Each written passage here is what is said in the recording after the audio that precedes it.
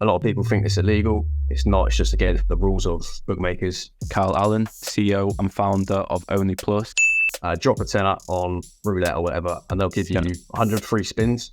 The chance of getting a jackpot is actually rather high if you're doing a lot of spins. So I was literally getting £1,000, £2,000. I think I got £4,000 once. I started up a social media marketing agency. From running a marketing agency to then progressing into the OnlyFans space, what did that look like? Yep. It was probably about a year ago. I just kept seeing like news articles of these OnlyFans chicks earning like millions of quid a month. You go onto Tinder or Bumble or Hinge or whatever, it's all OnlyFans girls. We more than double what they're currently earning anyway. But with a personal brand, it's so much more trust into clients, to people who want to work with you.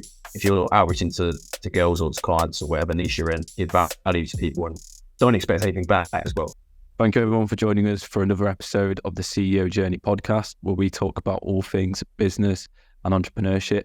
Today, I'm joined by the CEO and founder of Only Plus, Kyle Allen, who's big in the OnlyFans management space, and I'm sure it's going to be an absolute banging episode and talk through his journey from where he started to where he's at now. So without further ado, Kyle, thank you so much for coming on the podcast. How are you doing? Yeah, I'm good, mate. Thank you for having me. It's been a while. It's been a while in the works, but we finally made it happen. So let's say we've got something scheduled, and we're here to deliver an absolute banging episode for you guys. Exactly, yeah.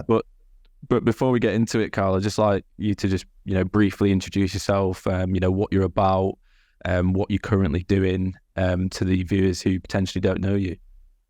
Yeah, sure. So I'll sum it up as quick as I can, because I could be here for hours. But my name is Kyle. I am technically an OnlyFans manager. I also have quite a large personal brand, so I sell coaching courses, things like this, to do with OnlyFans management, to help people get set up. I sort of got into the business world through social media marketing, and it sort of strayed from there as it got sort of saturated in that market, in my opinion. So I found OnlyFans management, which is technically the same thing, but it's obviously an easier market and no one's doing it. So I jumped over and I've never looked back. No, definitely. And thank you for that introduction. And I guess the natural progression is just to take it back and just understand a bit about your earlier life and all that good stuff. So, take us back to your earliest context, Kyle. Where did it start for you? And, what was your upbringing like? What was your school life like? And if there's anything in that earlier context that explains who you are today. Yeah, sure. No problem. I'll try my best. So starts off, I'm not going to give you the old boring, grew up on a council estate, but everyone seems to have grown up on a council estate nowadays. You know what I mean? So, yes, I did, but I'm not even going to touch on that. I'm not going to say, I had such a hard upbringing, because I didn't. There was always food on the table. I have amazing supportive parents. There's nothing like unbelievably hard about my upbringing, and I won't even pretend there is, because it's pointless trying to be something you're not. And quite frankly, I'm fed up with people pretending that they're from somewhere that they're not, and it's a big problem nowadays. But that's a separate issue. But I did grow up in a council estate, but irrelevant. Don't judge me on that. Pretend I'm middle class. I don't really care. But yeah, so my early days, I always I wasn't going to say it. I didn't want to go into too much depth, and I'm not going to go into too much depth, but I always wanted to join the army. So I sort of had this more masculine urge than most people. I got into fighting as a teenager, and my main goal was to become a soldier and join the British Army. So in school, I may sound big-headed. I was very intelligent, so I didn't need to do revision, nothing like this.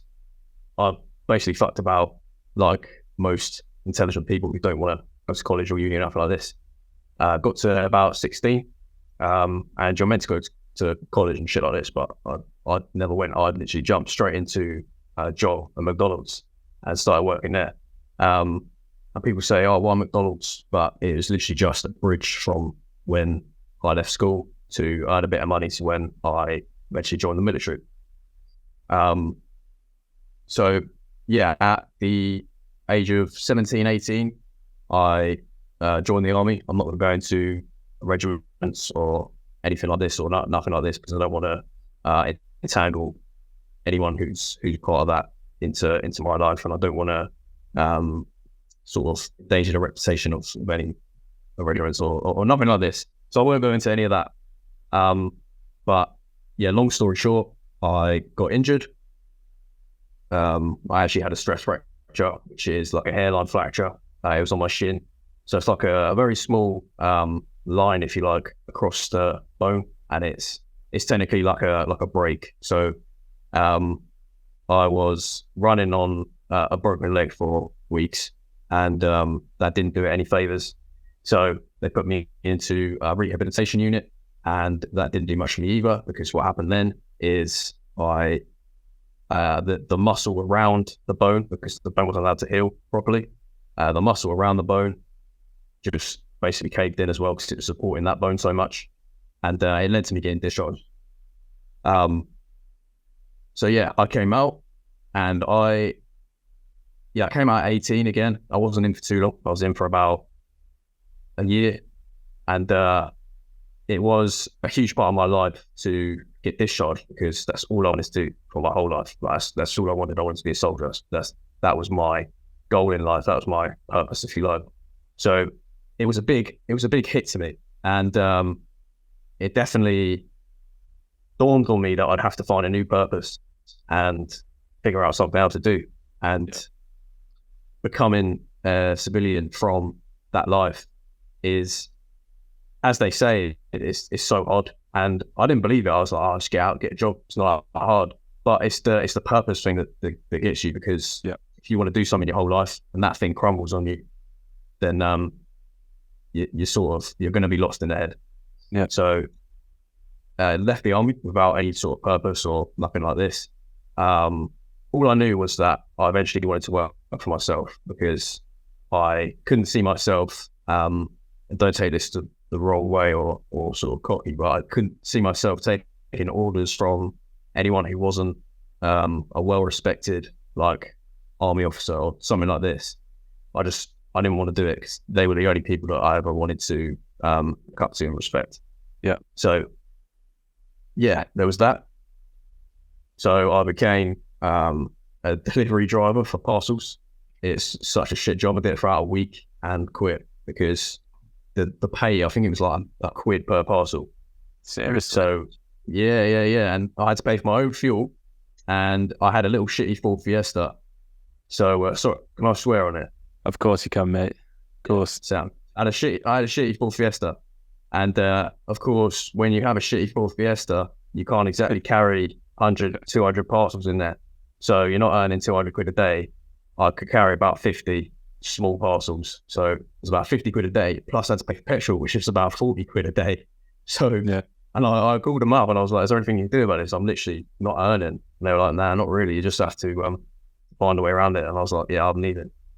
So yeah, I left that very shortly after. I became a labourer for a construction company. And that hit me surprisingly hard, because just coming out of the military, I thought I was like so fit, and going into that, I was absolutely ruined. Like, I don't know what it was. I'd come home from an 8-9 hour day, which is nothing compared to what I was used to, if you like, and I'd literally fall asleep, which I've never ever done in my life. Like, I don't know what it was about being a labourer. Anyway, long story short, I got laid off that job because it was coming up to winter. It didn't have enough jobs on, so it's just the way it is. So now I decided to sell websites and SEO, which is search engine optimization. So it's basically a cold calling job, call out companies, sell to them on the phone, which is where I sort of got a passion for sales, because you learn a lot. You gain a lot of confidence from calling up business owners, and you get to know a lot of people as well. So I think that's where my beginning of setting up a business came from. And I was on a commission only basis, so I wasn't actually getting paid unless I sold, which I didn't sell that often because I was new to sales. I was quite shit at it. The training wasn't amazing, but it was good enough to get me started, and it just wasn't enough to keep my lifestyle going. Plus, it was like a 45-minute drive. So again, I was spending more money on petrol than I was fucking earning. So absolutely absolutely pointless. So I left that job, and I actually left that job to do matched betting. I don't know if you know what matched betting is. No, Matched betting is, yeah, cool. I'll go into a little bit of depth. So matched betting is essentially where you beat the bookies. Now, a lot of people think it's illegal. It's not. It's just against the rules of the bookies and the bookmakers in the UK. So essentially, what you do is you will bookies will offer like £5 free bet if you bet £10 or something like this, for example. So you bet £10 on whatever bet it is. It might be a horse to win, and then what you do is go onto a betting exchange, which is slightly different. It's like a network or like a stocks for betting, and you'll lay that bet. So you will say not to win, and then technically you will lose like 5p from that bet no matter the outcome, because you're betting and laying the same bet. So you lose about 5p, but you then gain a £5 free bet. And from that £5 free bet, you put on a bet, and you then gain a quid or two. And you can do this all day. You do every book, you can do it all day long. And I was scraping quite a decent amount of money, more than I was earning from the website. So then, how much were you scraping from that? How much were you able to scrape from doing that? Yeah, so purely from the betting, I was earning upwards of 100 quid a day, which is more than I've ever had before at that time. So I was doing pretty well in terms of betting. But then I discovered the you can do the same with casinos, online casinos. Okay. Now, casinos were unreal. Casinos, and I don't know why I still don't do this, because it's unreal money, honestly. You can go onto casinos, the online casinos, and you can, again, it's the same sort of process. So you will drop a tenner on roulette or whatever, and they'll give you 100 free spins on certain slot or whatever. So you do that, you spend a tenner, you might even lose the tenner, who knows? But it doesn't matter, because you got 100 free spins on this thing, and the chances of getting a jackpot is actually rather high if you're doing a lot of spins. So if you are spinning all day long, then the chances of you winning like 200 times your money back is actually quite high. So I was literally getting £1,000, £2,000. I think I got £4,000 once from literally spinning these casinos. I still don't know why I've stopped, because it was unreal. Why does anyone not talk about this stuff? Yeah, that's the thing. Secret side hustle. Mate, it's honestly, I recommend anyone watching, if you're looking for a little side hustle when you've got a spare, literally like 80 quid, you can start. And I recommend the website. It's called, what's it called? Anyway, I'll give you the link after, and you can stick it in the description, whatever. Yeah. That's But they teach you everything you need to know. They literally teach you step by step how to do all this shit, how to steal money off the bookie, which is obviously ideal, because bookies are full of fucking scumbags. Like, they literally steal from people every day. So why not do a bit in return? But yeah, I was scraping so much money from that at the age of 18 that I was like, yeah, okay, this is like what I want to do. Not as in the match betting, but I want to work for myself and earn my own money. Yeah. And because it's gambling, yeah, exactly that. Gambling is tax free. Mm-hmm. So you literally have blokes that are match betting and you can't set up multiple betting accounts under your name on the same bookies. Is like, I think that is against the law. But what you can do is then pay your friends or pay your family to set up accounts under their name, and then you gamble in their name. So some people doing match betting have like 100 people that they are controlling the accounts of, and they'll literally be thousands and thousands per day on horses, on casinos, like anything. And yes, it's an unreal side hustle. So anyone watching, 100%, I recommend getting into match betting, or at least having a look at it.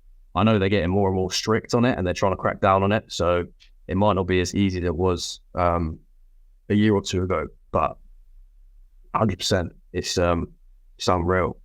But yeah, for some reason I stopped that. I believe I was in a difficult situation with money and stuff like this, because I was trying to start businesses and failing. So I had a bit of stuff to pay off. So I just drew it all out the accounts. And of course, I wasn't working an actual job. So I just drew it all out and sort of stopped, because I needed to spend the money on other things rather than put it into gambling websites.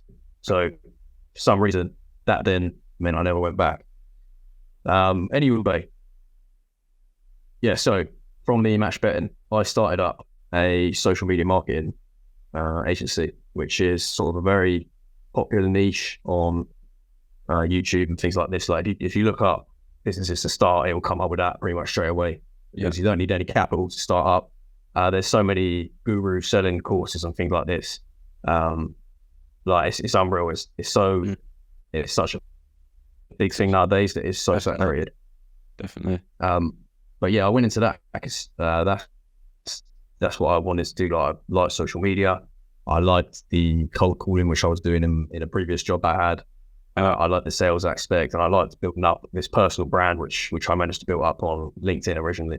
So I went into that thinking, oh, it's going to be absolutely amazing. I know there's people who will need this service, and yeah, they didn't quite need it. Like, they didn't find the justification. Maybe it's poor sales skills on my part. They just couldn't find justification for spending money on social media. I think also as well, mate, because like there's been, all this hype about agencies and stuff, and there's a lot of people out there who I don't think can deliver the service that they offer. These clients will take them on, and then they just find out that it's an absolute rabbit hole, and they've just gone down, and they get a bad taste for the space as a whole. So I think it's difficult for people just looking to jump in there who actually probably know how to deliver the service the correct way. 100%. Yeah, it's happening in the agency, the industry I'm in now, and I've even hired people like to do social media stuff, and they've been absolutely shit. They purely just mug me off or scam me or something like this. And yeah, it builds up such a bad reputation for those of us who actually are looking to start an agency type business nowadays, because you just can't trust anyone. Like, you can't unless you're like face to face, them in real life, or you've heard good things from someone. Which, if you're starting out, none of these things will apply to you. Like, no one's going to hear of you. You're not going to have results. So you're basically just relying on pure trust, which no one has got nowadays. And you've got to understand why. Like, I barely trust anyone, and it's not the fault of anyone who's come in that's new. I respect anyone that's new trying to make a business and things like this, but it's so hard to be able to trust these people. Yeah, 100%. So from, I guess, running the, marketing agency to then progressing into the OnlyFans space, what did that look like? Yeah. So it was probably about a year ago, and now I was reflecting on how the business was going, things like this. Is it worth it? Is it paying off? The answer was no. So I looked into the business models that I go into. And instead of actually finding a whole new business, I was like, okay, maybe I need to just target a different niche of social media marketing, because I was targeting construction companies mostly, because, I worked in construction. I get along with blokes like that, working class, etc. So I knew the sort of people I was talking to, so it's what I was comfortable with. And I was like, what industry is popping up, and what do I need to get involved in? And I just kept seeing like news articles of these OnlyFans chicks earning like millions of quid a month. And I was like, if only I had tits. And I don't, unfortunately. So I was doing a bit of research, and I was like, how can I cater to these people who do have tits and who are willing to get them out for a bit of money? So and that's basically how I stumbled across. I was like, fuck, mate, I can just do social media marketing for OnlyFans chicks. Yeah. And I was doing a bit of Googling. There's some people that already provided this service. And on top of the social media marketing, essentially all they do on top of it is manage the OnlyFans account, which is easy. All you need to do is like post and chat to the fans on there, which you can easily hire people to do anyway. So it's a very easy transition to make. I did actually set up a whole new business and legalize my business, because it wasn't legalized before, which is quite naughty or whatever. But that's how it was. Like, I wasn't earning any money. I thought I was untouchable, because I'd never been in any sort of trouble before, and still haven't to this day, touch wood. But yeah, so I legalized whole new business, Only Plus Management. And back when we started, it was untouched, and it still is very unknown nowadays. But nowadays you have the problem of any sector where you see people earning money. It's like a gold rush, like people just rush through it. Yeah. So we have got this problem in the industry now where there's so many like kids, if you like, or inexperienced people, or people who just like don't really have the skill set to actually run this management. They approach these girls, they sign the girl onto their agency and they don't perform. Therefore, the girl ends up leaving and then they never trust another agency again. And that is a big problem for people who are starting up and trying to make a living in the industry, because it's such a lucrative and good industry to go into. And a lot of people ask, why on earth would an OnlyFans girl like hire a management agency? Because like, why would they give away some of their earnings? And by the way, the industry standard is about 50%. So we take half of whatever the OnlyFans give away. And people say that's crazy. Like, why would they give away 50% of their earnings? And it's because we more than double what they're currently earning anyway. Or we should. They should. Like, there's no excuse not to, because you've got a whole team, you've got experience, or you should. And you should know what you're doing. You should have knowledge in the space. So you should more than double their earnings anyway. So 50% is technically just, it's not affecting their earnings. In fact, it's increasing the earnings. But you just need to sort of set it sort of a pitch them that we are going to do this job. And there's certain guarantees you can make, like, we won't take any money until you earn what you're currently earning anyway. That's like a guarantee you can do. But yeah, so there's a lot of people trying to get into the industry, and it's ruining the reputation of a lot of legitimate agencies who maybe buy courses, have mentors, and they legitimately do know what they're doing because of these sorts of things. And with any industry, it just ruins it for some reason. Like, any sort of money that's being made, people just rush to it, and it will get ruined, which is such a shame. It's a shame, definitely. And actually, the last guest I've had on this podcast, the podcast isn't out as we're filming this, but it will be out very soon, was a guy called Rico Nazar, and he's big in the OnlyFans management space and marketing space. And what I want to understand from you, Carl, I guess, is like your marketing process and your management process. How do you go about delivering these models results? Because he was saying something about one of his tricks is setting up dating apps for these models in all different countries, and then having their link in the bio so that people click that link and then obviously subscribe. How do you go about all that stuff, mate? So I'll touch on dating apps quick. Dating apps used to be huge. Like, if I don't know if you're on Tinder yourself, Tom, or anything like this. Nowadays, well, there you go. You're a lucky man. But nowadays, you go onto Tinder or Bumble or Hinge or whatever, it's all OnlyFans girls. Like, you can't actually get a match with a legitimate female. It's impossible. Like, you actually can't. It's all OnlyFans girls.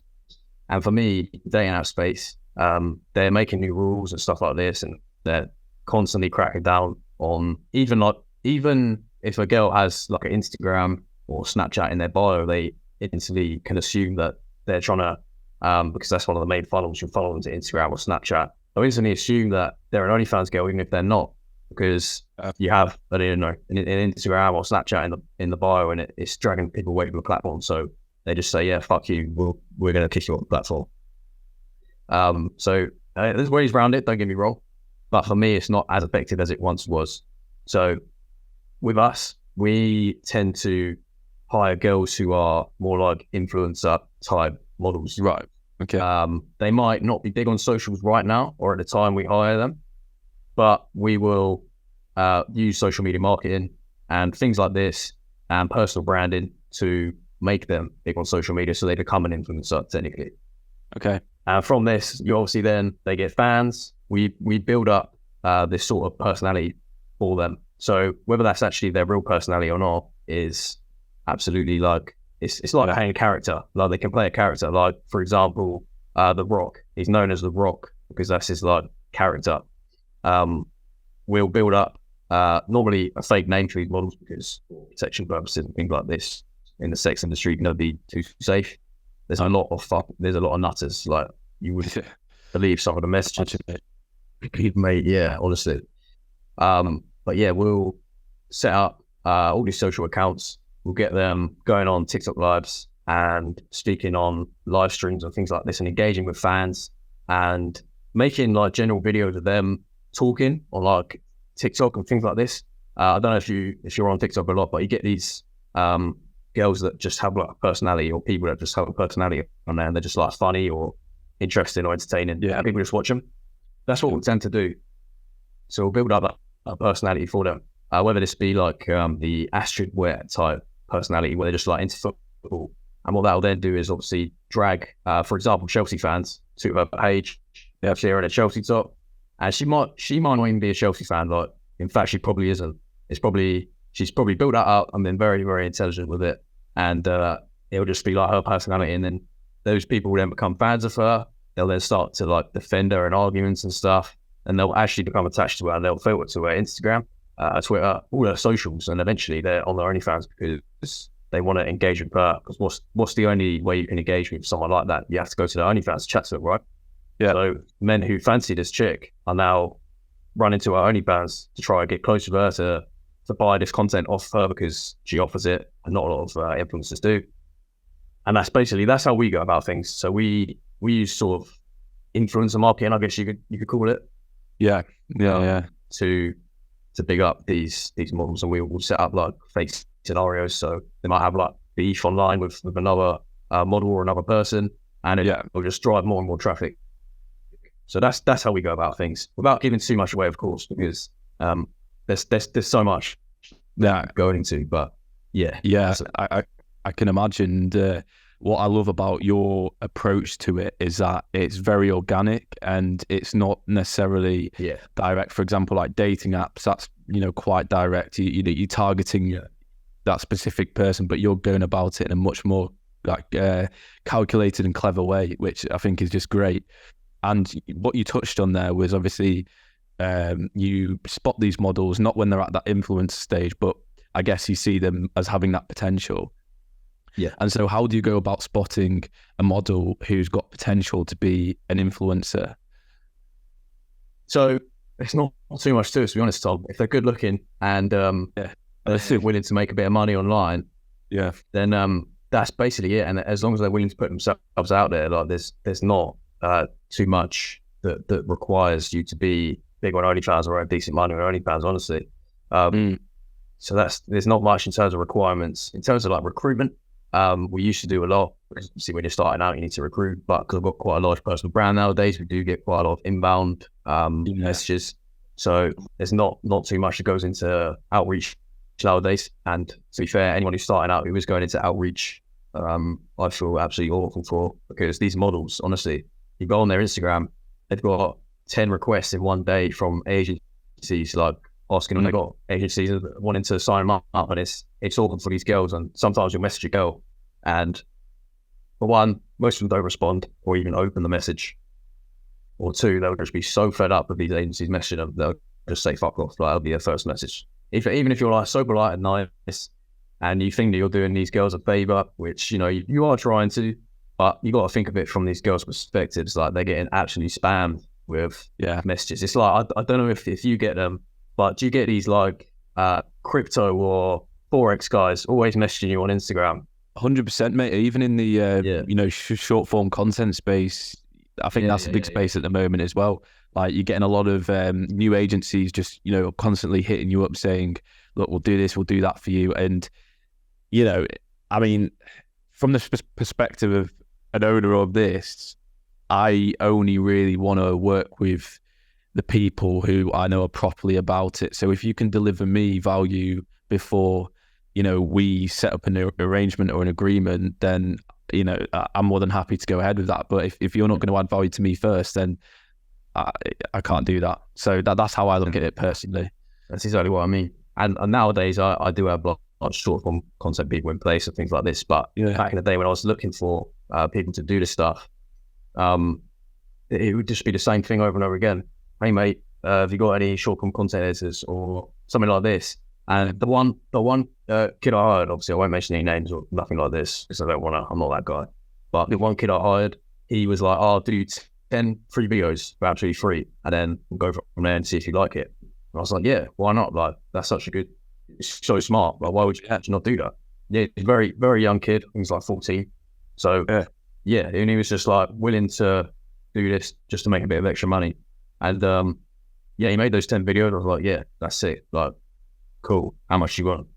And the price he named was ridiculous for what he was offering. So I said no. And then he's like, that I'm just trying to help out my mum and stuff. He gave that sub story. But at the end, I was like, yeah, okay, we'll do that. We'll do this price. Yeah. And yeah, he was hired. It was all good. He was sending us videos every day to upload, things like this.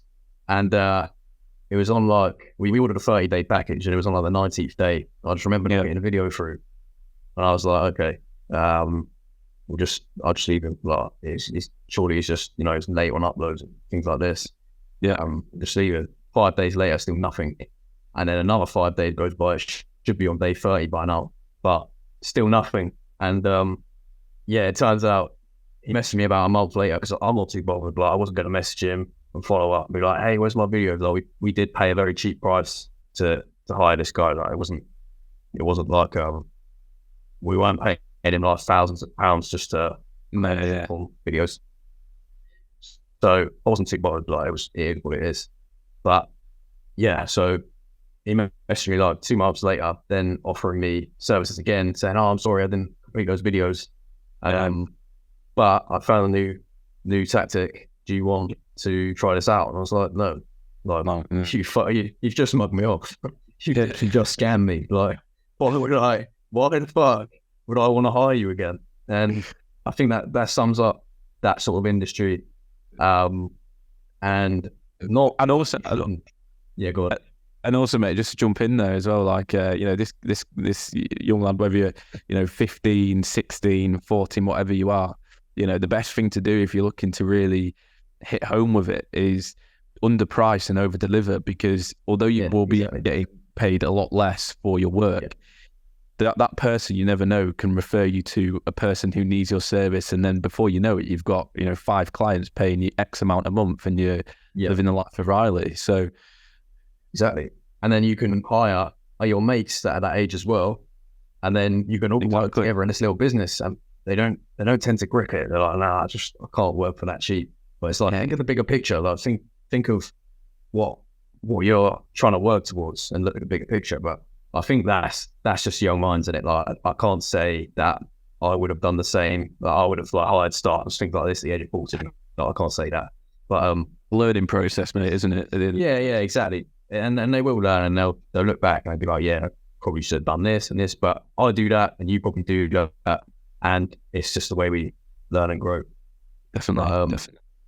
Yeah, I think in terms of like hiring very young people, I'm not saying that young people can't be fantastic entrepreneurs. Like, they definitely can, but I did discover that there's only a certain amount of trust that you can give a child, essentially. Like, I was trusting them with my marketing at that time. Like, that was basically my marketing, and lesson learned, I guess. Lesson learned. So I won't be doing that again. I now don't even tend to respond to outreach about social media marketing and things like this, because if I want to hire someone, I'll look for them.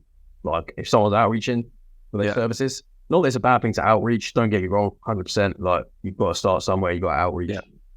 But I think that if you're outreaching to like hundreds of people a day, it shows that you're a little bit desperate, like coming across a little bit desperate to find clients.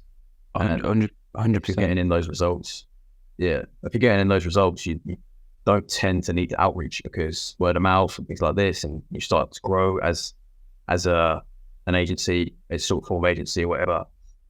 So I now just hire who I want to hire. Like, I don't respond to outreach messages about social media marketing, things like this, because if I want to hire a company, I'll go out and hire them. I won't even, definitely. And I think, on the outreach, you start somewhere, don't you? And I think people don't understand how to position themselves to be different to other people, because everyone's sending, cold emails and doing all that sort of stuff, cold DMs. And I think, one of the best things to do is just really get in front of that person, even face to face, or cold calling. I mean, I think cold calling is obviously, more saturated, but you're still getting on the phone there and you're still speaking to them direct. It's much better than sending an Instagram DM with no perspective on the person who you're actually sending it to. So yeah, I think that it's just about positioning yourself to be different. I'm sure you'll agree, and I'm sure that's what you've done to achieve the success you have. Yeah, 1,000,000%. And anything as well as what you just said, I recommend anyone, like whatever business you're in, no matter if it be construction or like techie stuff online, AI, like OFM, whatever you're doing, set up a personal brand and start like speaking to a camera directly. And what you get then is an audience of people who will trust you, they'll want to work with you, they want to be your client. They'll you build that instant trust by showing your face, showing your voice, showing your knowledge. Yes. Yeah. And I think that so many people are, and I was as well, don't get me wrong, I was very scared to get on camera. I was like, what are my mates gonna think? Yeah. Like things like this. How would it affect my personal life? But the thing that got me is working in OnlyFans management and working with these influencer type models, is that I was expecting these girls to put themselves out there and make content of themselves, which, they might be embarrassed about, or, they might not want to post a YouTube or TikTok or whatever of them speaking. But I was, expecting them to, not that I'd ever force anyone to do anything, but I was expecting them to do that, to be able to progress their business. And then it got to me when I was like, oh, I should probably start a personal brand, but I don't really want to. And I was like, what fucking hypocrite, and what sort of a man am I that I expect these girls to be posting and things like this, and I won't do it myself. I won't put myself out there. And these girls are doing a lot more embarrassing things than I am, if you like. Yeah. So I was like, okay, yeah, that's I've figured it out. I just need to man up a bit and get myself out there. And I don't really give a fuck what anyone thinks, because starting a personal brand, you are building an audience that, if I wanted to switch to another industry tomorrow, I could easily monetize my audience again. I have loads of connections via my personal brand. Yep. I can just switch about, do whatever. Whereas if you are just setting up an agency and you have a logo, then what are you going to do if OnlyFans shuts down tomorrow? Do you know what I mean? True. You're quite fucked. But with a personal brand, it's so much more trust into clients, to people who want to work with you, to people who maybe want to buy mentorship or courses and things like this. Without a personal brand, I would have never sold coaching or courses or anything like this. I would never have met the people that I met. Yes, it's unreal. So for anyone who's starting a business nowadays, just put yourself out there. And I know that everyone says it, and it's so hard to do so when you may be a bit nervous about putting yourself out there. You don't know how to come across, but just do it, and you'll learn, and you'll grow, and you'll gain friends and followers and an audience which you can then sell to and things like this. So, and people especially nowadays, I do look for someone who has a personal brand to be able to work with. If I want a social media manager, for example, I will look for the people with personal brand, because I've seen their face, I've heard their voice, I know what they know, because they make videos on there and things like this. So you instantly know that there's someone to trust. And the thing is as well, with working with someone with a personal brand, they never do anything to detriment that. So they're not going to scam you. They're not going to go out of their way to hurt their reputation anyway. So I think that's the difference between a personal brand and just having a logo, because anyone can set up a logo, but your personal brand is you. Do you know what I mean? And you would never, I would never go out there and be an absolute dick to someone who, for whatever reason, I'd never do that, because it would then reflect badly on me and then my business and things like this. So I think setting up a personal brand is the way to go nowadays. No, definitely. And where would you start with setting up a personal brand? Is that just where did you start, for example? Was it just simply, you posting content, off your phone and then posting that on Instagram, just seeing how did you go about doing it, and what would you transfer onto other people in terms of them doing it for themselves? Yeah, good question. So I originally started on LinkedIn when I was setting websites and things like this. So I had a network of construction workers and people in the social media industry and things like this that I would then post little blogs or viral videos and viral content to try to get as many shared and as many followers as possible. And it's just sort of branched out from there, because I was like, these people are engaging with me more. Now I have sort of personality online. And not that I was making videos of myself, I wasn't doing any of this, but I was just a personality who was engaging with people and making people laugh with fun videos that I'd post on there, and informative content as well. And that's where the personal brand stuff sort of, I understood the power of it, because it was me and people were buying off me and not like the company I was working for, if that makes sense. So then when I went to OFM, it was sort of I want to gain knowledge first. I don't want to start giving people advice on something that I don't really know much about. But then once I did gain that knowledge and I knew what I was on about, the next step was to create a personal brand, because I knew they were bringing more clients, the bigger network of people who had more money than myself, and things like this. Like you gain so much more from personal brand. So yeah, I started with that. It was literally an Instagram page, and just start like post it like random stuff like of yourself. Start following people, start messaging people in the same niche, start trying to get advice, and just put yourself out there basically. But for anyone starting a personal brand, it literally can be anything as simple as a LinkedIn page or an Instagram page or all of the above, like all the social medias. And you don't have to originally start like videoing yourself, posting shorts and hiring editors and things like this. You don't have to do that. You just have to simply put yourself out there and just be active within that industry that you're in. And I think that's all that you really need to be able to start a personal brand. And naturally, once you see the progression it brings, you'll then want to start doing the short form stuff and things like this. No, definitely. Would you say the main money driver has been the personal brand? I mean, obviously you're in the OnlyFans space, but without the personal brand, would there be no OnlyFans agency? No, I would have had an OnlyFans agency, but it would not have been as successful without my personal brand, because that's where a lot of clients will come from. Also in terms of like other opportunities it brings, such as I can now sell digital products, so courses and mentorship. Yeah, you can't just sell that as an OnlyFans agency. You can't just go around saying, "Oh, look, I made this course, OnlyPlus Plus Management course." Like no one gives a fuck about OnlyPlus Plus Management course. They care about like people who they're buying off. They want to learn off people, not off the company. So in terms of like opportunity it brings, it definitely brought a lot more opportunities than it would have staying as a company. Definitely. Well, what do you think about the course, like the course space? Because I know there's a lot of cloud around that as well. A lot of people, I think personally are quick to assume that just because someone's selling a course, they're automatically a fake guru, as they like to call it. And I don't think that's the case, because I think that person is obviously in that position. You can suss out a person, you can tell if they're real or not. Yeah. And I think some people are just too quick to assume. What do you think about that?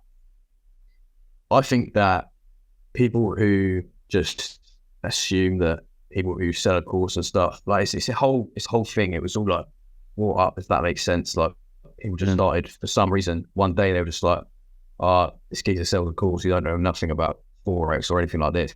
And then it just became this whole like, I think there was a lot of scammers in courses and things, and definitely. A lot of people do just go into courses to make a living, which, if you know about the subject that you're doing it on, fine, like do whatever you like. But I think it does bring on this like image in your mind where you're like, okay, this guy sells a course, especially if you are a course seller and you're outreaching to people to buy your course. That's a big red flag for me. I would never do that. I'd never approach someone and be like, hey, look, I sell a course or I sell mentorship. Do you want to, like, do you know what I mean? They always come to me, and I'll then explain what I do and things like this, and what the course is about and what the mentorship's about. Like, I think that's the big thing when people start approaching people about courses. I think that is like, no, like, don't do that. I think that's a bit stupid. But yeah, in terms of like courses, I will always, especially when you can afford to leverage money, and if I want to learn a skill, so a short form content, for example, I very recently bought a course on short form content, like, angles and things.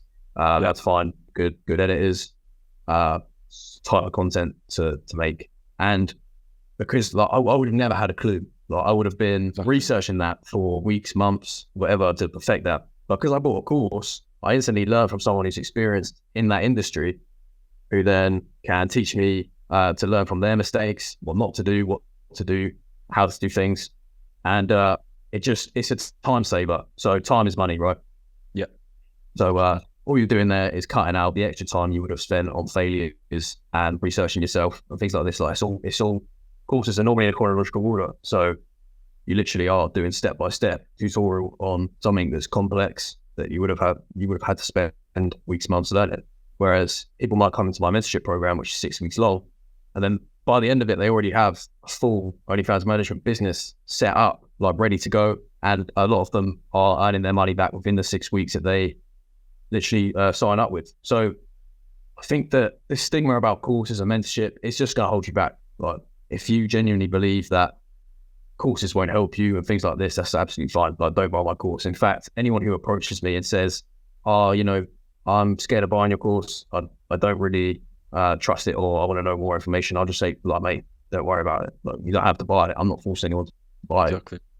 I don't sell my course or my mentorship. I do market it, of course. I post on stories and things saying, I do a mentorship program if you want to get involved. But I don't go out there and run ads or approach people to buy my course. And there's a reason for that.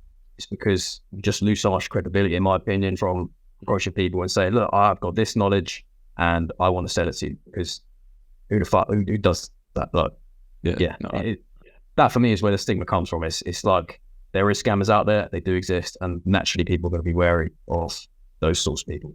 No, 100%. So I guess like with Only Plus, the building blocks of that, obviously I'm guessing you were outreaching at the start because you built up your personal brand as a like realization that you needed to do that because you were asking the models to do that and you thought it was critical. So I guess at the start, how did you go about outreaching to these models and how were you able to turn it so that they say yes to you? Okay, so at the start, when we first started, it's a very different industry than it is now. So yeah, I'll tell you how I started, and that probably won't apply nowadays because it's just the way the market goes. But yeah, when we first started, it was like you could message these girls and they would reply and they would see it, they would respond because there wasn't many management agencies out there, essentially. Yeah. So we could approach girls, and we even had like a shitty Instagram with like, I don't know, we just bought followers on there and no post, nothing like this, no like value given. But they'd still reply because it was like an unknown thing. Like an OnlyFans model would be like, what? Management? I didn't like to do that. So there was like curiosity that got us there. Whereas we just message them, either giving value, which I still recommend nowadays. It still works. Giving value is always going to work if you are outreaching, because you're actually giving information away, which like for free, and that's like you can't put a price on that. You're giving away information. I still recommend that method now. If you're outreaching to girls or to clients or whatever niche you're in, give value to people and don't expect anything back as well. Like that's the attitude we had. We were messaging people and not expecting anything in return. We weren't expecting a reply, nothing like this. But even back in the day, it would still take like a week, 2 weeks before we even started getting messages back, and we actually improved our outreach message to be able to get replies. So nowadays it's like horror. I don't know how you'd really go about getting this perfect outreach strategy nowadays. In fact, I don't recommend outreach nowadays. I recommend running ads or buying models, which is a new sort of thing you can do. Essentially, it's like buying the lead to a model, and these like marketplaces, they call them, will guarantee that you sign that model. So it's like selling clients, basically. So running ads or buying models is probably the way to go nowadays, just to save that much time, because some people will spend months outreaching. They'll be like, okay, what do I do now? I get so much messages from people who've been outreaching for so long, and they'll just say, what do I do about outreach, things like this? Like, I've been doing it for 3 months, no reply. And I'll be like, okay. But one, why did you do it for that long before you decided to change something up? And two, I think that there's nothing wrong with approaching me and asking me questions. I'll answer as long as it's a sensible question. But I think when I've uploaded a video on YouTube, for example, and I've posted about it on my story, and then you've just been that lazy to not watch the video, to then message me about, what was that video about? I'll be like, watch it, fucking watch it. I've put it out there for free. It doesn't take any effort. I've put a video out there, giving free value. You haven't watched it, so no, I'm not going to reply. Yeah, So outreach was very different back in the day. We literally just messaged models. The most effective method was giving value. I believe still is today, giving value. And nowadays they do, as I said, get like 5-10 messages per day, some of these bigger models. And it's horror for both models and agencies. Like legitimate agencies can't get a response, and models they're sick of agencies pretty much. So when an agency now, this is where the importance of personal brand comes in. When a model will want an agency, they'll then approach an agency because they don't want all these like scammers, because that's how they're known. If you watch like a podcast from an OnlyFans model nowadays, they'll be talking about these agencies and how they're scammers and all this. So these models who are perhaps lesser known will watch these videos for sort of OnlyFans tips or whatever, and they'll get this idea in their head that these agencies are scams. So it's more important now than ever to build up a sort of brand around yourself and things like this. Definitely. And I guess like obviously, how many clients do you work with now? Like how many models are you working with currently? So I work with 15 models now. None of them which I can mention, which a lot of people say, that's a bit suspicious. I'll be like, no. So I'll explain a little bit. If a customer is on an OnlyFans, they're a fan of a model, right? They're a fan of a model and they message this girl every day and they're in love with her. That's what happens. You generally do get guys who are in love with these OnlyFans models. And they find out from a podcast that they are chatting to a bloke online. They're not going to be very happy, and they are going to instantly unsubscribe. Yeah. And even when people message me privately saying, have you got any models I can take a look at? I'll say no, because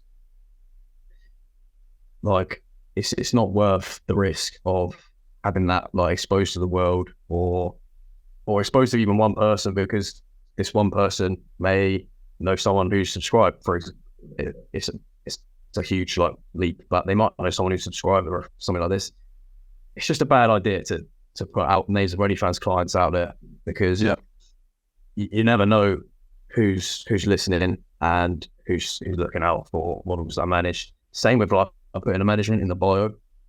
A lot of models have this, and I'll be so confused, because why would you want like your fans to know that you're essentially like they're talking to blokes online? But surely that's a bad thing. No, because in my experience, if they do know that you're under a management agency, they'll instantly leave, because they don't want to chat to blokes. They want to chat to this chick.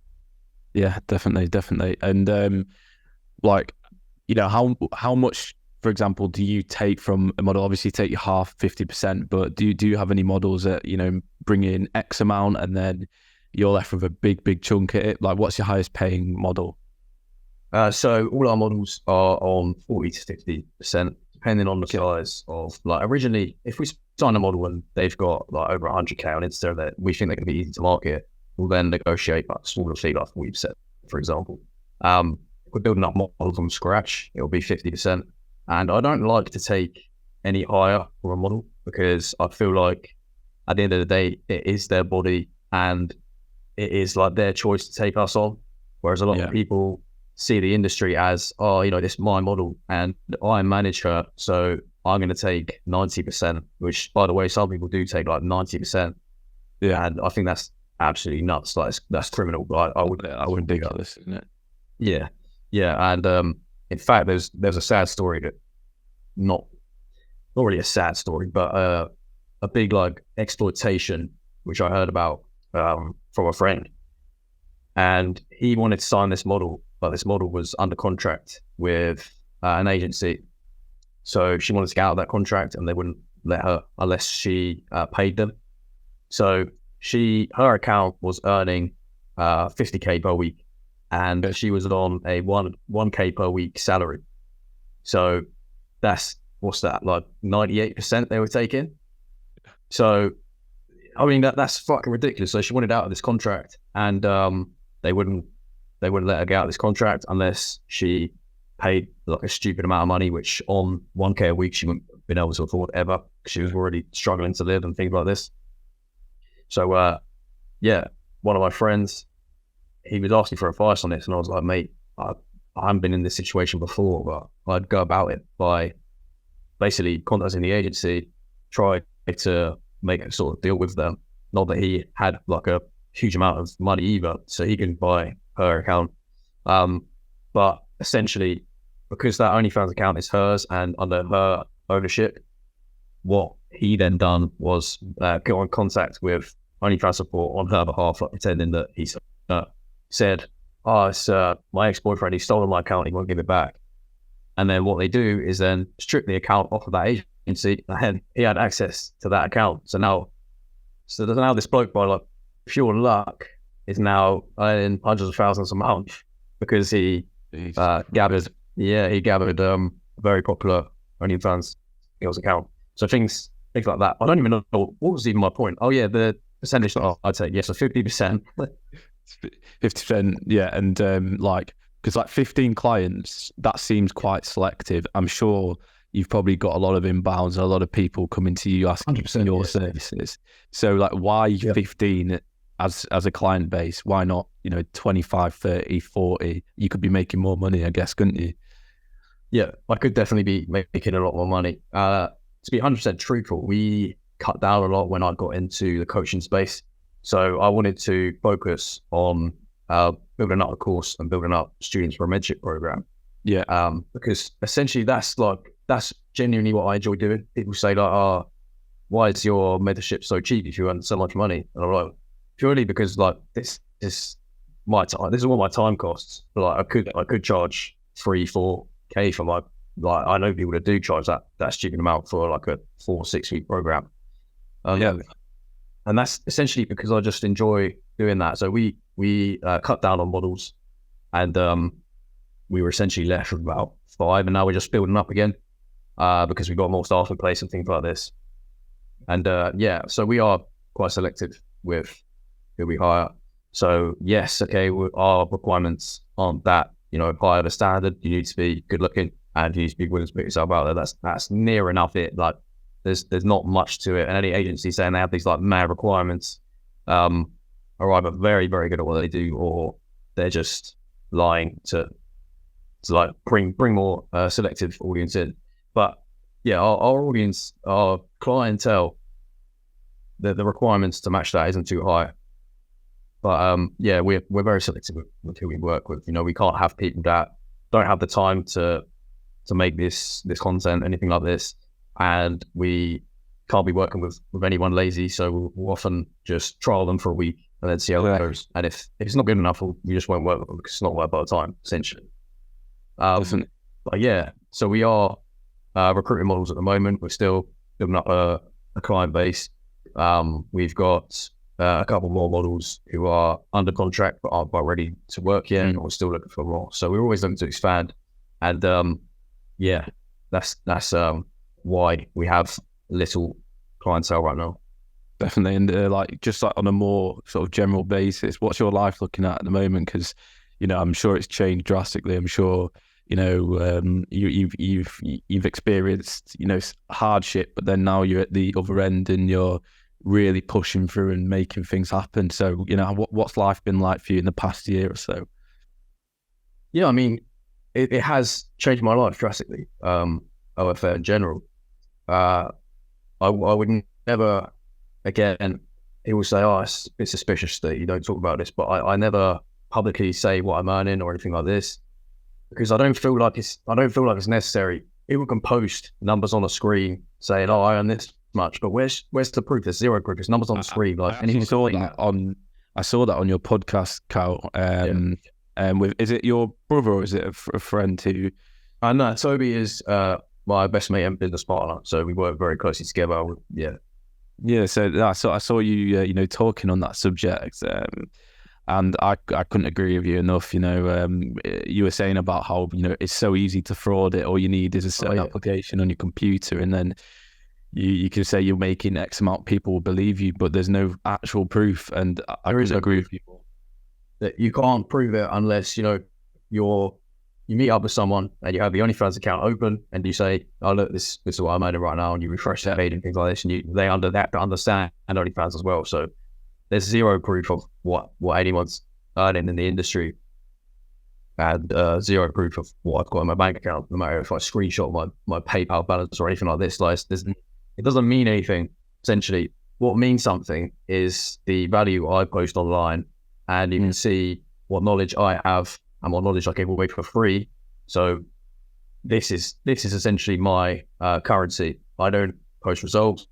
I don't talk about how much money I earn or my lifestyle too much. In fact, I have a very boring lifestyle still. I don't consider myself to be anywhere near where I want to be at. So I essentially, I live in a lovely flat in London. I've got a balcony behind me. Fine. Like, I live very, very much above the average 20-year-old man. Sure. Yeah. And that's something that I don't hide. But in terms of like my lifestyle, it's still very boring. Like I still live pretty much as I would used to. Like I still stay inside most of the day. I'm working on my computer pretty much all day. I still don't go out drinking on weekends. I still don't smoke fat out cigars and like burn 200 quid on a cigar. I still don't do that. Although maybe I could, but I still don't. I don't do that sort of stuff. And until I'm at where I think I want to be at, I won't be living that sort of lifestyle anyway. So I still live a very boring lifestyle. I won't even pretend. And people think, why would we want to aspire to be like your student if you're not out in Dubai and out in like all these countries driving Lambos and stuff. Like, why would I want to work with you or be your student? And I see their point, because everything nowadays, it is about that. Like you go on TikTok, Instagram, all these like gurus, if you like, they all have Lambos. They're all posing next to their mansions. They all have rooftop apartments in Dubai, and it's so hard to trust anyone who doesn't have that and doesn't post about that. And the truth is, I live a very boring lifestyle purely because I still have a lot to work on, and that's the way it is. And I won't be living a lavish lifestyle until I feel like I can. Definitely. And on that, I think you were saying, you're not going to live that life until you reach a certain point where you want to be. I almost see it as like, I'm in the building process right now where I'm building things up, obviously, to get to that point. But I feel like when I reach that point, there's going to be an overwhelming sense of just, I don't know. I just feel like it would be a strange feeling when you get to that point and you're like, what the fuck do I do now? Essentially. Yeah. And I don't know if enough is ever going to be enough. So I don't think that's the thing. Yeah. I think that's the thing, 100%, because you hear from, if you literally asked any professional athlete or anyone who's achieved anything that they've strived for their whole life, they don't feel good about it. They feel awful about it because now they have no purpose and they have like nothing to work towards. That makes sense. So you look at trying to think of an example. I think I heard something about like Tiger Woods when he won whatever golfing, like the big golfing shit. I don't watch golf, but when he won that, his life sort of started going downhill. Like he started drink driving. He got done for that drink driving, and his life just like he has no purpose. So that it all like crumbles down. And I think that scares me as well, to be honest, Tom. That it does, because what do you do? Like, what do you do next? Yeah, and I think part of it, like most of it's just enjoying the building process and enjoying the graft that you're putting in now, and understanding that you're on that journey and you're doing things different to the majority of people out there. And I think that's just a great thing to go through personally, and I'm sure you feel the same, Kyle. But I guess like to a rounding question to end it off, or actually two questions I'd like to ask you. So obviously we've talked about the OnlyFans space changing. A lot of people have rushed into it because there's been that gold rush in a sense, and you were smart enough to get in at the right time and build a solid base, and that will never go unless the OnlyFans space completely collapses. But I doubt it will. I think there's always going to be a market for that sort of stuff. But like other industries and other opportunities, if you were a, let's say, 16-year-old, 17-year-old, and you have that mentality where you're like, I want to start young and I want to start building a business at a young age to set me up for the future, and I'm happy to sacrifice my 20s, whatever it is. where would you be looking at right now to think, that's a great industry to get in? Is there any ones that come to mind for you? Yeah, I actually get this question quite a lot because a lot of young people who might see my content online and they ask, how do I get into this as a 15-year-old? And I say, you don't. Like, I don't endorse that. One, because you're not meant to, you're under 18, you shouldn't be engaging with any sort of pornographic content anyway. Not that they don't, of course. You're a 15-year-old boy, like you do what you do. But and as well, you're endangering the model. And a lot of people don't understand why you're endangering the model. But these models are now, because you haven't like set your age or nothing like this, they're now distributing pornography to children. So they can get in a lot of trouble. Like they genuinely get in a lot of trouble and you're putting them at risk. But yeah, a lot of people say, oh, what do I do then? And I say, what's popping off at the moment? And the answer is AI, for me anyway. AI is naturally the next step. So I saw a very good short form video the other day.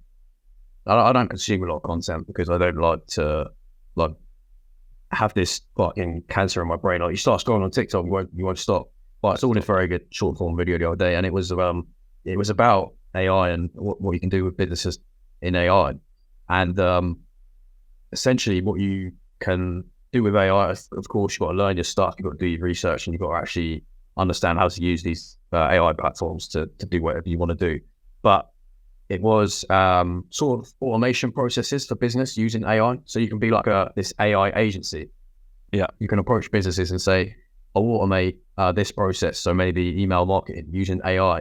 I'll do it for very cheap because it doesn't take a lot of time. Like, it's just, I don't know, $50 a month or whatever. And that's a client then recurring on $50 a month. And it takes like a couple of minutes a month to set up. And of course, they're happy to do it because they're saving a lot of time and they're saving probably a lot of money on like a VA or something that would have been sending out these emails or manually. So you can automate different processes, whether that be video editing, sending out emails, or cold outreach and things like this. You can automate all these processes using AI. And if you learn how to do so, and you can give away those services very, very cheap, then what you get is literally like a list of clients waiting at your door, and then you can start charging more, and it will build up from there. Honestly, I think AI is the way to go, and AI automation is a very good show. Have you heard of a productized service? No, I haven't. So I was actually just on this topic because I think what you're like alluding to is like completely along these lines. So I don't know if so you said you haven't heard of it. So basically it's like, say you're a video editor and you can edit videos really well, you know how to do it. And then you create almost like a SaaS business out of that. So you will create a subscription model where people pay you X amount a month through a website or Webflow, whatever it is. And you basically fulfill their service, but it operates like a SaaS business. So you're underpricing, but you're getting a load of client flow and you're making a lot of money from it because it's reoccurring. And I think, that's something that you could definitely do with AI, and you can find a particular service, productize it, sell that to clients if you have the right marketing to really push that through, and then, start seeing really good results at a young age. Yeah.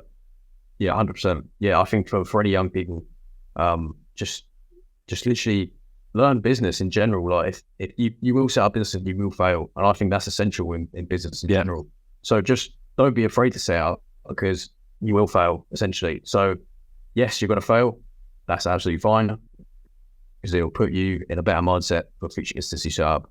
And I think that's absolutely key. A lot of young people are like, oh, I don't want to waste my time doing this. It's like, but mate, you're 15. You've got literally years and years to build up businesses before you're considered unsuccessful and things like this. Like they're looking at it from a perspective of, these people are earning 40 grand a month just doing Andrew Tate clips on TikTok. Why can't I do that?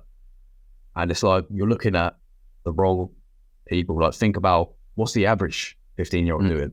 They're wanking off and playing like Xbox and things like this. Yeah. So as long as you're doing something, it's better than nothing. Do you know what I mean? I think so many young people are like deluded by all the TikToks and all the short form content, and that's why I preach, like, don't consume content, create content instead.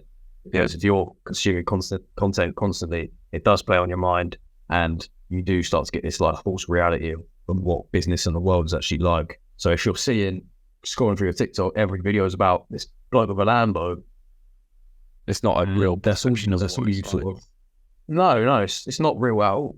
It's not real No. at all. Like, I would consider myself above the average person my age, but does that mean I live in Dubai and drive about a Lambo? It doesn't have to mean that. Like, why does it have to allude to like all these luxury things and wearing Gucci and like shit like this? It doesn't matter. Like, it literally doesn't matter. What matters is, yeah, exactly that. And what actually matters is things like real life. So setting our business, being successful, however you define success. Maybe it is the materialistic things. I don't know, but we've got to work there first. I think that confuses a lot of people. They expect, oh yeah, in a year's time, I'll be living in a mansion and I'll have a Ferrari outside. No, you won't. But do you know what I mean? Unless you fall into some absolute gold mine and you fall into it by accident, it's all an illusion. That's why I preach, like, don't consume content. Yeah, I agree. And just putting the graph first, that's exactly what I think as well. Yep. And like the last question to round off, Carl, just like a quite a general question, but it's always good. It's just like, your top 3 pieces of advice that you've learned since, going through all these phases, and everything that you've learned from A to where you are now. Well, what would they be? Do you know what? Yeah. Do you know what I had? Because this is a question that always comes up in podcasts that I watch, and I had a very good answer for it, but I've now forgotten it. But I'll just run through some general basic stuff. Go on. I did actually genuinely have a very good answer, but that's gone. But anyway, I'll give advice in terms of there is nothing wrong with buying courses or having mentors in general in any business. You're paying for information that you don't have. There's zero things wrong with that. Think of like people go to uni, they're paying for information and it's useless information as well. Like you won't even use half the shit you're probably going to learn at uni. So paying for information is absolutely nothing wrong with that. And that's not just me trying to sell a course. Buy anyone's course. I don't really care. And I actually do say that to people who message me. I say, it doesn't have to be my course, but the best way to learn stuff is buying a course and learning from people who already do it. Another piece of advice that I can give is stick to your own word. Now, what I mean is not just if you say to someone, I'll do this, don't worry about it, and you have to do that. When you tell yourself you're going to do something, so don't say to yourself, I'm going to wake up at 5 a.m. to get all this done. And then it gets to 5 a.m, your alarm goes off, and then you just completely chin it off. Because you are then what you're doing is programming your mind to think that you're weak. You don't follow your own orders. So who's going to follow your orders if you don't follow your own?